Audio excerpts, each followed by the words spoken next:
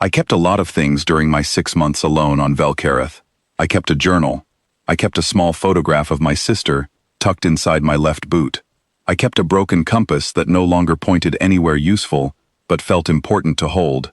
And eventually, against every reasonable instinct I had, I kept a child.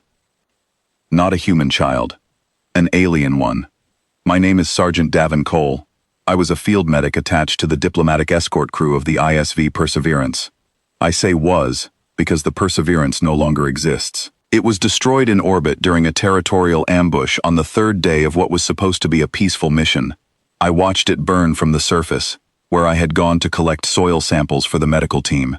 I stood in an empty field on an alien planet and watched my ship, my crew, and my way home turn into a streak of light across a purple sky.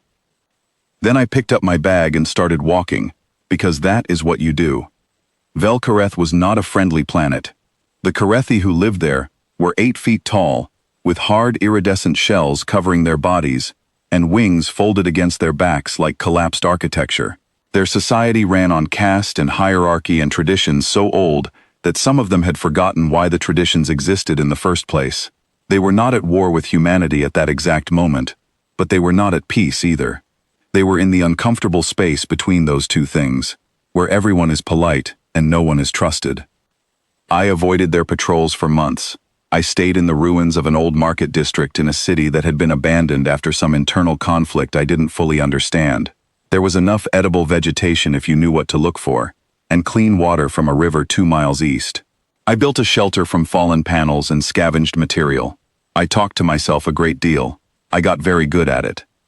On the 109th day, I heard crying under a pile of rubble. I want to be honest about what went through my mind in that moment. My first thought was that it was a trap. My second thought was that I was probably being paranoid.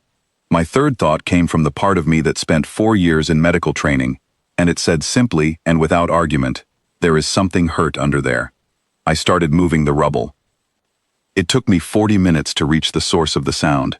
What I found was a small Carthi child, pale and thin, with a cracked shell and one broken antenna lying flat against its head. It was curled into itself like something trying to take up as little space as possible in the universe. When I pulled the last piece of debris away and the light hit it, it looked up at me with 6 dark eyes and made a sound I had never heard before. Not fear, something more complicated than fear. I had no idea what to do. I was a human medic with a field kit designed for human biology, alone on an alien planet, holding something that probably weighed 15 pounds and was shaking like a leaf. I did the only thing my training allowed me to do. I checked for injuries. I stabilized what I could stabilize. I wrapped it in the one thermal blanket I had left, and I carried it back to my shelter. That was how Cal entered my life. I learned fast that Carthi children at that stage of development cannot feed themselves in any way I was prepared for. They absorb nutrients through their abdomen from a paste their adult caregivers provide. I had no paste. I had whatever grew within walking distance of my shelter. I spent 3 days experimenting with combinations of native plants, grinding them between smooth rocks, adding water, adjusting the consistency. Cal refused the first 4 attempts with a level of polite disgust that I found almost impressive for something so small. The 5th attempt, it accepted. It tasted terrible.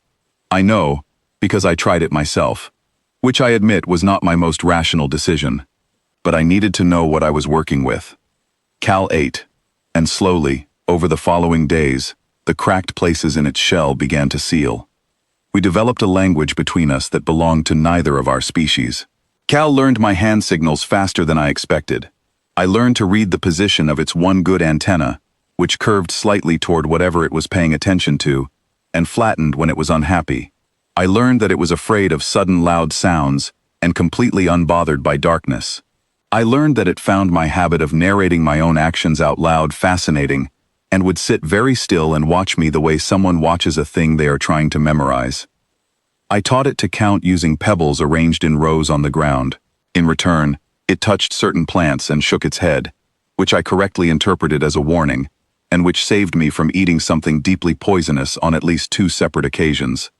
My journal entries from those months are strange to read back. In the early weeks I called it the child, then the Carthi child, then just Cal, and then In one entry, I wrote very late at night when I was tired and not thinking carefully enough. I wrote, "My kid did something remarkable today," and then stared at what I had written for a long time. I didn't cross it out. Cal started walking the way I walk. Shoulders back, slight forward lean, a particular rhythm to the steps that my colleagues used to tell me looked like I was always 5 minutes late to something important. Watching 8 feet of Carthi child replicate that walk was one of the strangest and most quietly wonderful things I have ever experienced. I told it, in our mixed language, that it should probably walk like a Carthi.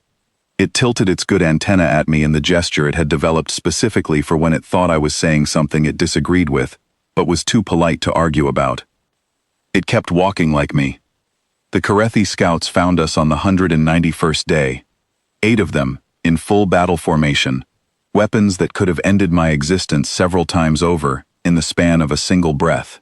I came around a corner of my shelter and walked directly into them, and the moment froze the way moments do when your body understands the situation before your brain has finished processing it.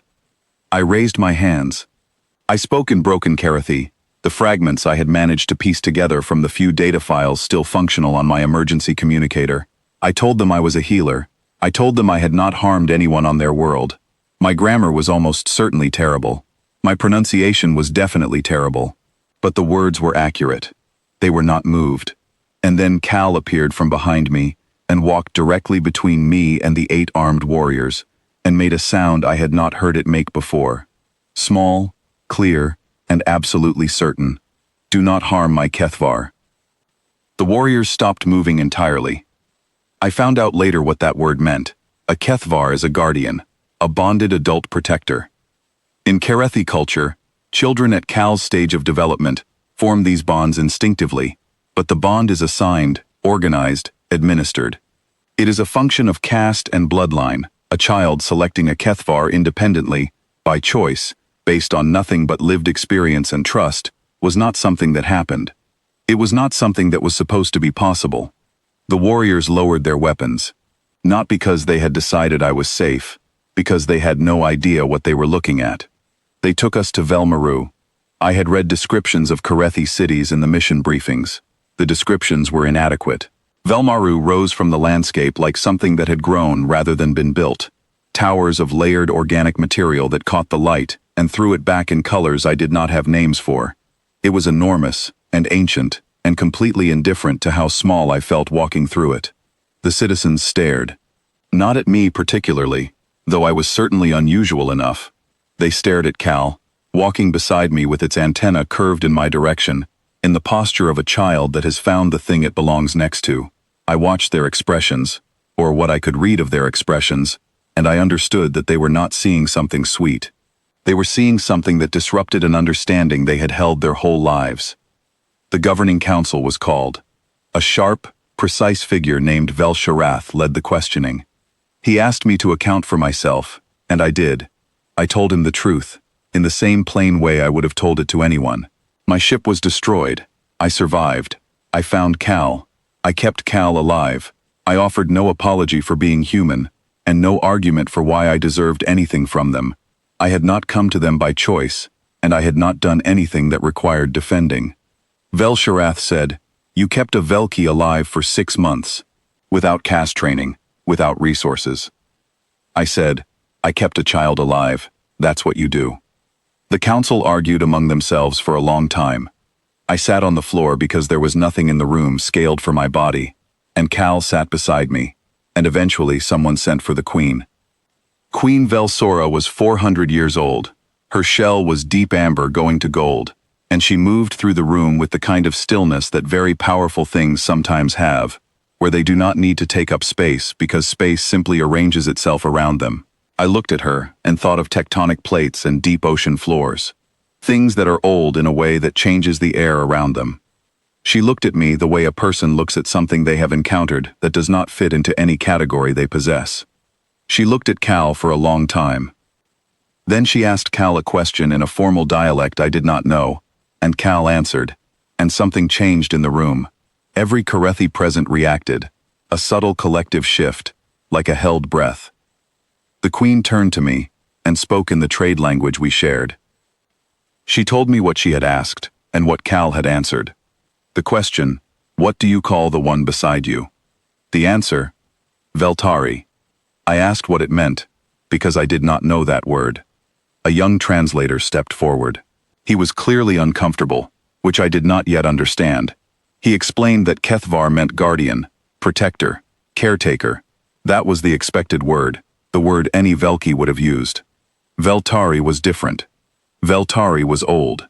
It had not been used in common speech in over 200 years. Modern Carthi society had moved away from the concept it described, because modern Carthi society organized parenthood as a matter of caste administration, rather than emotional reality. The word had become, he said, almost theoretical. It meant father. Not in the administrative sense, not in the biological sense. The full translation, the one that captured what the old word actually meant, was, "the one from whom my courage comes." I stopped being able to speak for a moment. I looked at Cal. Cal looked up at me and tilted its broken antenna, the gesture it had developed just for me, the one that meant, "I want you to understand this." I thought about 108 days of grinding plants between rocks, about learning to read one good antenna, about teaching a small alien creature to count with pebbles, about leaving the light on. I thought, oh, kid. The Queen watched me. The council watched the Queen. She was quiet for long enough that the silence became its own kind of statement. Then she did something that made every Carthi in that room very still. She lowered herself, partially, in a gesture the translator later explained was reserved for acknowledging things that were older and more true than the current moment's politics. She spoke to Cal. She said, "You were left in the dark, and the universe sent you something that had no reason to stay, and it stayed. The old word fits. You have named it correctly." Then she turned to me. She did not apologize for the war. She did not offer me anything wrapped in sentiment. She asked me a direct question. "How did you keep a Velki alive for 6 months with nothing?" I thought about it honestly. I said, "I paid attention to what he needed, and I didn't quit." She was quiet again. Then she said, "That is what our old texts say a Veltari does." She declared the bond recognized under something called the ancient rites, a legal category so old that most Carthi scholars had considered it ceremonial, rather than functional. The council erupted. She silenced them with a single movement of her antenna. "The child named him," she said. "The law is the law. We do not unmake a child's truth." The days that followed were complicated in ways I was not equipped for. I was given quarters in a building that smelled like rain and old wood. Cal and I slept in the corner of the room on the floor, because that was what we knew, and neither of us saw any reason to change it. I wrote reports that I kept deleting. The Queen met with me privately. She asked about humans, not as a military assessment, but the way someone asks about a place they have never been but find themselves curious about. I told her what I honestly believed, that we were a species that could not walk past a crying child, that it was not a law or a program, that we simply could not make ourselves do it. She said that was either the most dangerous thing about us or the most important. I told her it was probably both. She almost smiled. I think. It was hard to tell with exoskeletons. A human diplomatic ship was 12 days out. First formal contact since everything had gone wrong between our peoples. I had a lot of things to figure out. I had a report to finish, a sister to contact, a complicated political situation to navigate, as apparently the first human to hold legal status under ancient Carthi rites. But that night, I sat in the corner of my room while Cal slept, and its broken antenna twitched the way it always did in dreams, and I wrote one last journal entry. I wrote, "We are the species that stays, not because we are the strongest, or the smartest, or the most prepared. We stay because something in us decides that leaving is not acceptable. We find the thing that needs us, and we plant our feet, and we do the unglamorous, daily, relentless work of showing up." Cal made a small sound in its sleep. I left the light on and went to sleep on the floor of an alien city, and for the first time in 214 days, I didn't dream about going home.